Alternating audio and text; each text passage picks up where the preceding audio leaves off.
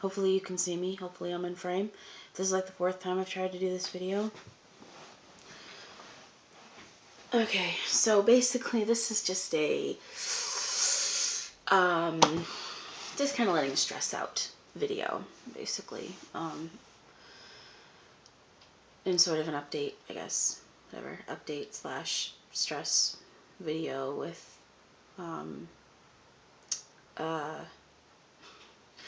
with information about upcoming videos. Upcoming, is what I meant to say. I've noticed sometimes I say words and then I see myself say them and my mouth doesn't move in the way that you're supposed to say the word. It's weird. I don't know. Anyway, so I've been very stressed lately. I don't know if you've read my blogs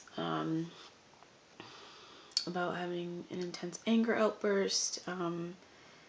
One was entitled Things Are Happening, or something like that. I don't always post what's going on YouTube. Sometimes I just write it in a blog. But basically, I've just been having some issues regarding my emotions and my mental state. I know I'm not right. I know that I need something. I am in counseling. As much as I'm sort of like, I'm leery of medication. If it's going to cause me more harm than good, then I'm not going to take it. Like if I take it and it starts causing me severe problems, I'm not going to take that. You know, I'm not going to let anyone tell me, well, you have to choose between this health and this health. No. I choose to be healthy all around. So I'm not going to let anyone do that to me. Anyway, I'm sort of babbling. Okay.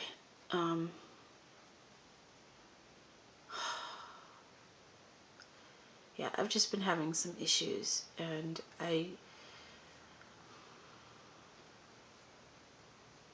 it was really evident when I went to my NAMI group on Thursday. I had this incessant need to talk, and I could just feel it. Like it was just this, I don't know, well, if you have experienced that, then you know what I'm talking about, but you know, just that you can't, it's just this impulse, you can't stop yourself, even if you try. It's very difficult. And it can actually make you feel worse if you don't give into it. It's, at least for me, it's weird. But I was at my group and you know, they could tell that I was a little sort of, I don't know, out of sorts, I guess. You know, which is okay because I was around supportive people, so I should have worn a jacket. My window's open so I can make this video because my phone is sitting, there's like a little ledge that you push up on the window and it's sitting on that. So I'm a little chilly. It's like, I don't know, I'm not even sure how warm it is at like high 40s. But anyway,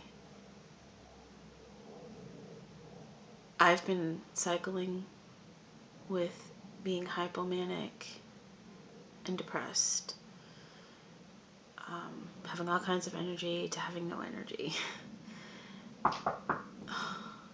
I'm busy! Yay! He scared me. My son. So I've just been having some cycling episodes. I've been having hallucinations. Just an overall, like, and that's just with bipolar, you know. I've also been having some issues with the struggles with BPD. You know, just trying to figure that stuff out. I've been watching a lot of videos online about other people and what they've gone through, like things that they've done to help, you know, just watching other people's stories, and I understand everything that they're talking about. The only thing with me is I don't self-harm. I don't like pain. And I know that it's self-harm isn't really about the, like, making yourself feel pain necessarily. I really don't know. I don't cut, I don't burn, I don't do any of that stuff. I'm very sensitive to pain, so anything that hurts my skin, I'm like, no. So that's like the one thing that I don't do. But pretty much everything else, I definitely relate to. Yeah. Oh, and just so you know, you don't have to self-harm to suffer from BPD. Just a lot of people tend to self-harm. That doesn't mean everyone does. I'm one of those ones that doesn't. So don't think you have to self-harm to have that diagnosis. You don't.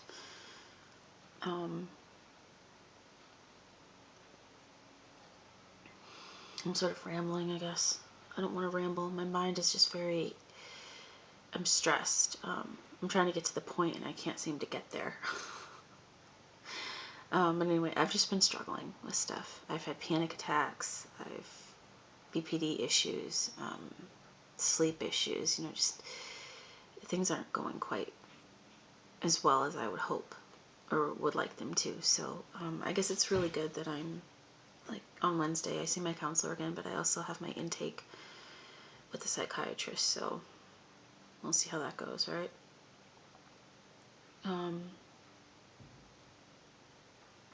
Yeah, so anyway, the major stress that I'm dealing with right at this particular moment is that on Thursday when I went to my group, I let my cat outside.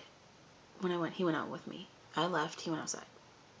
And sometimes he comes in, or he'll come, like if my mother is here, he might come in after I've left for group and then go back out and then be out all night. He goes outside. So sometimes you don't see him.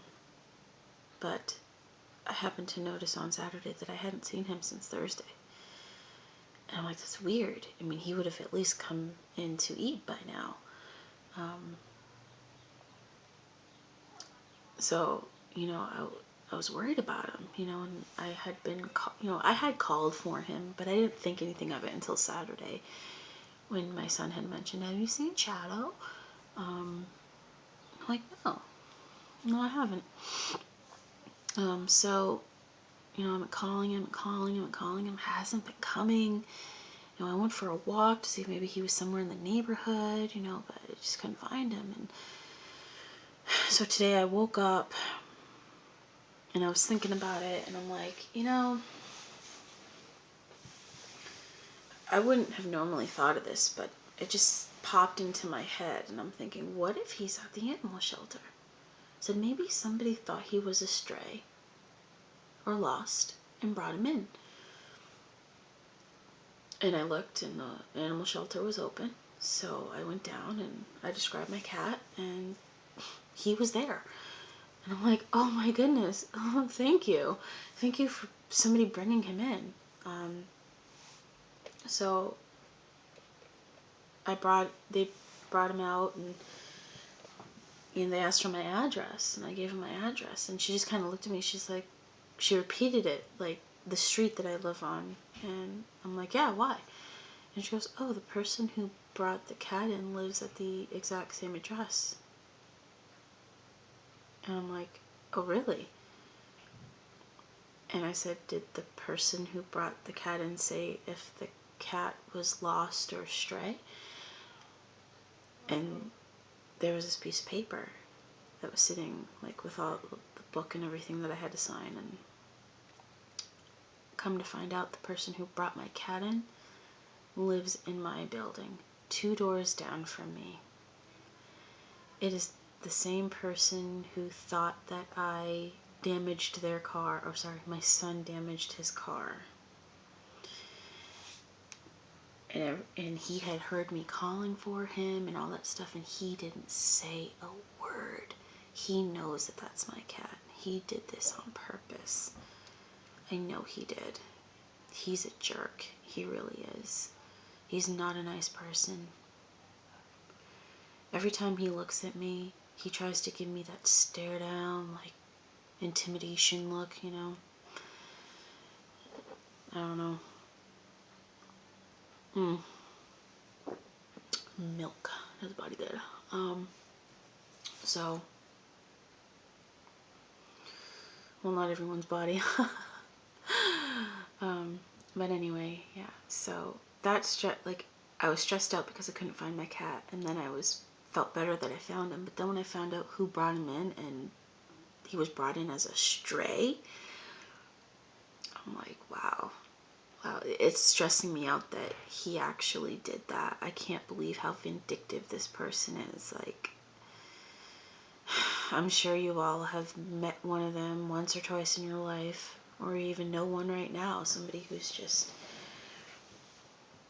they seem like they could be harmless, but you know deep down inside that they're not nice people or a nice person. So yeah, and now I'm just sitting here like all worried. Oh my God, what if he does it again? You know, because I had to pay a finder's fee for my cat. And the thing about that is I was left with $5. I had money for gas and stuff like that, and I was left with $5, and I'm like, he should have to pay me that money. Not that he's going to, I'm not going to like ask for it, you know, whatever. It's just the way it is, but I can't believe he did that. He knows that that's my cat. He's seen me with the cat, he knows. So the fact that he did that, it just stresses me out because he lives 2 doors down from me, and I can't believe I actually have to live near somebody like that.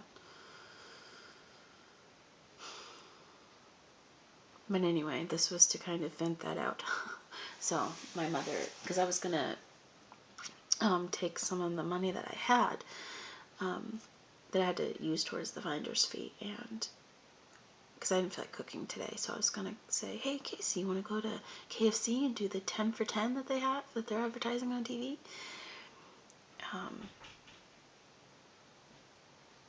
Because I was gonna do that with my money, and I'm like, oh, I only have $5, and I told my mom, and she gave me a little bit extra money to kind of get me through the rest of the week until I get my money on the 1st, or whenever it comes.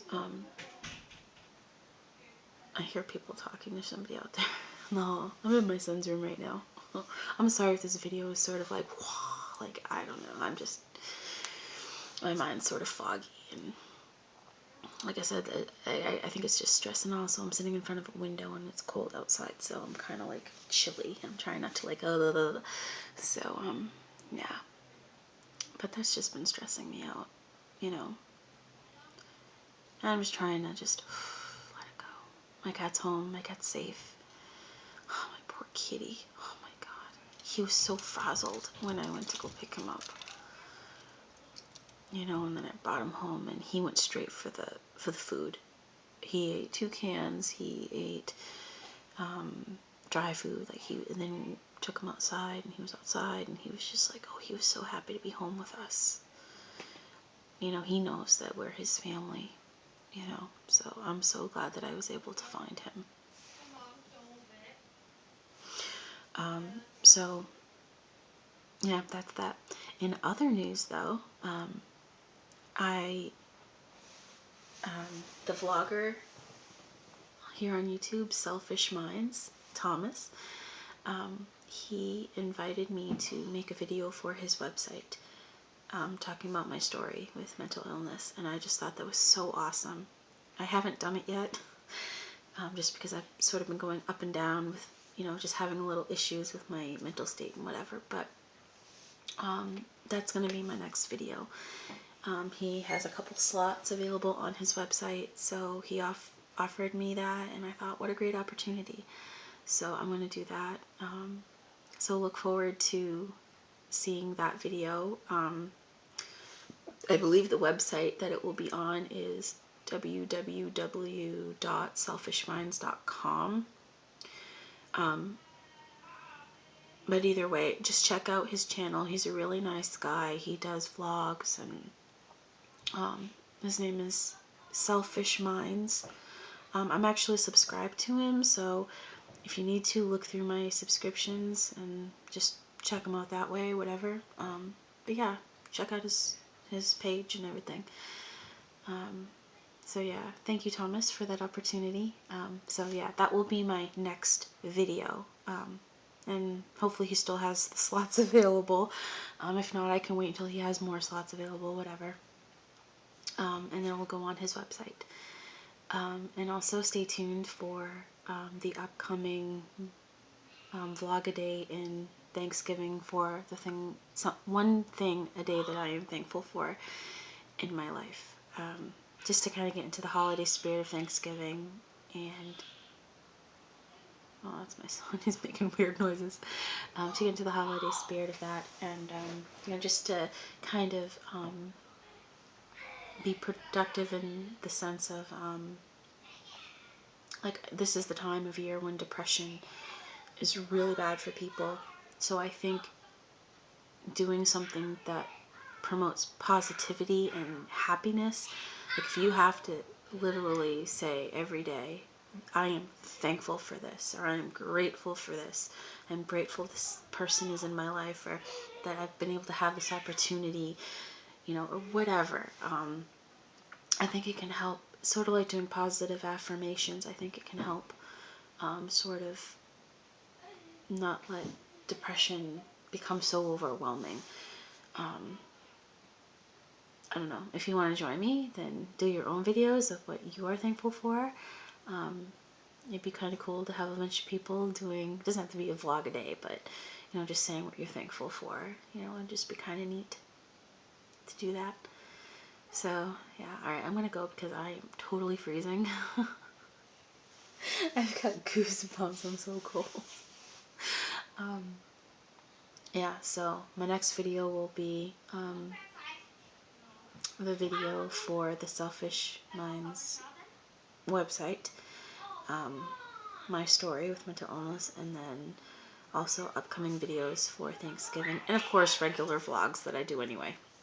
So, alright, I'm gonna go now because I am totally freezing, and I feel a lot better now that I've kind of talked about that. Sorry it was kind of long-winded, it's just my way of getting it out, I guess. Alright, thank you for watching, thank you for all your support, and I will see you guys next time. Bye.